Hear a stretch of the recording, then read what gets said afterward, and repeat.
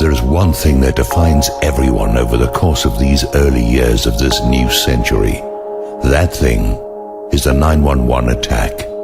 Everyone in government in every field of endeavor the world over is defined by their position on this event. It is not necessary to know the truth.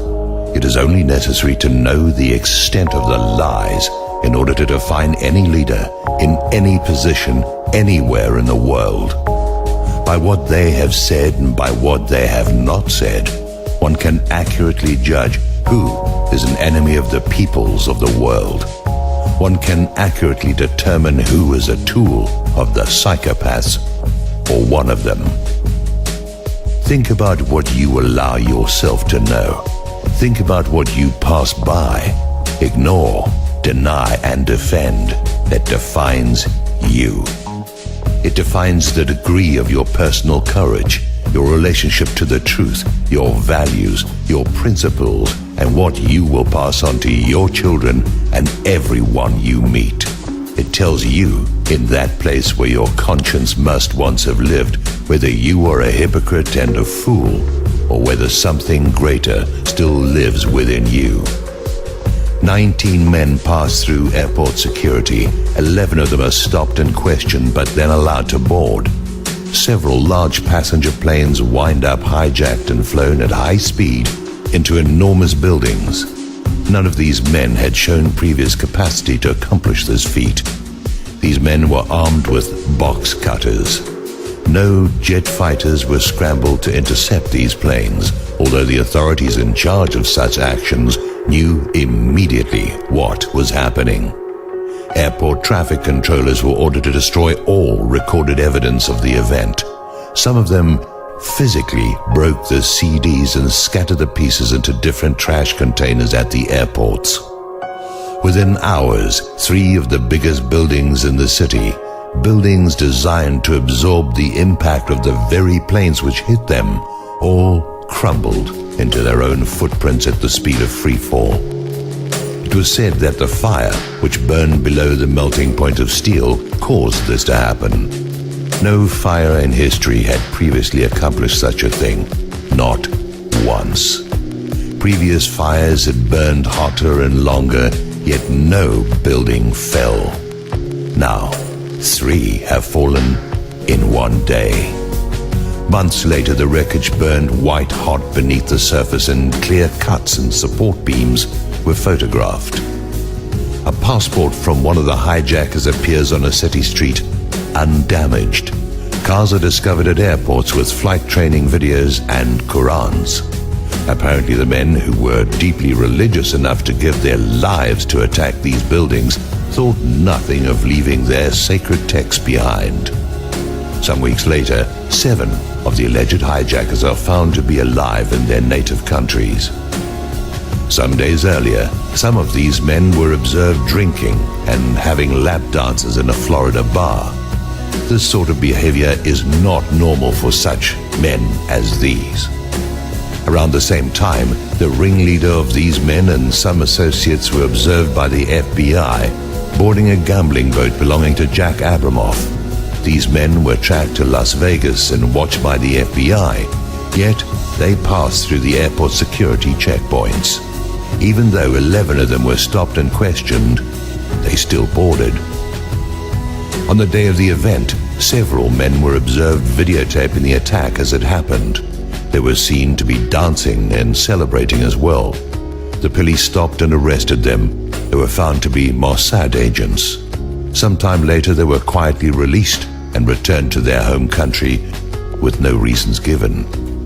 The men videotaping and celebrating had to have known about the attack in advance in order to have been in a position to film it. Members of the Bin Laden family, the man accused of masterminding the attack, were immediately flown out of the country. Bin Laden denied any connection to this attack. Direct evidence of this exists, and no evidence of his admitting his involvement exists. All of this is fabrication and hearsay. No one can present such information other than one fabricated video that was proven false by the world's leading forensic experts in Switzerland. Many insist It is true, but no one has such evidence. Go look. Show it to me. As a result of this event, major wars have been launched. Over 1 million people have died, with nearly another 5 million displaced. An investigation was launched into the event against the wishes of the president and vice president and rubber-stamped with pre-dawn conclusions, even though the evidence did not support these conclusions. The wreckage was gathered together and shipped overseas. No one was allowed to investigate it. In every event in New York City, in a Pennsylvania field, at the Pentagon, all of the evidence is contradictory. The amount of evidence on every level that directly refutes what we have been told fills thousands of pages. Meanwhile, the administration and the Congress belligerently oppose any inquiry into the matter. People in government who have questioned the official story have been fired from their jobs or driven from office by the very party they are a member of. University professors are fired for discussing it. Major websites composed of experts in their fields are ignored and even censured.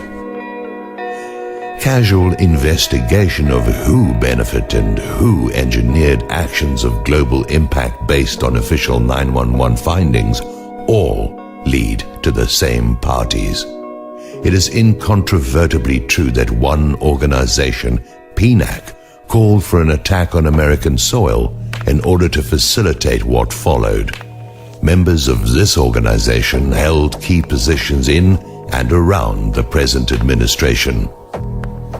Therefore, here is what you must know, given that the official story is patently absurd.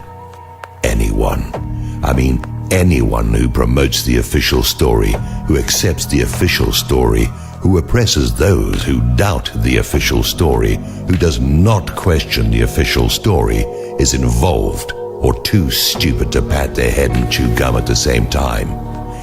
Any presidential candidate who does not dispute the official story is a traitor to their nation and a tool of those who accomplished this attack. It all comes down to 911. Everything that has happened based on a lie.